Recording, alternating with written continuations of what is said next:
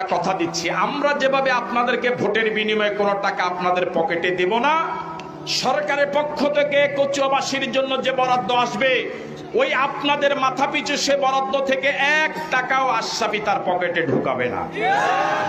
কুকুরের গোশত খাওয়া যেভাবে হারাম, শুকুরের গোশত খাওয়া যেভাবে হারাম, মৃত প্রাণীর গোশত খাওয়া আমরা যেভাবে হারাম মনে করি, জনগণের টাকা খাওয়াকেও আশরাফি এবং জামাত ইসলামী এভাবে হারাম মনে করে। কথা দিচ্ছি, আমরা যেভাবে আপনাদেরকে ভোটের বিনিময়ে কোনো টাকা আপনাদের পকেটে দেব না, সরকারের পক্ষ থেকে কচুয়াবাসীর জন্য যে বরাদ্দ আসবে ওই আপনাদের মাথা পিছু সে বরাদ্দ থেকে 1 টাকাও আশরাফি তার পকেটে ঢুকাবে না।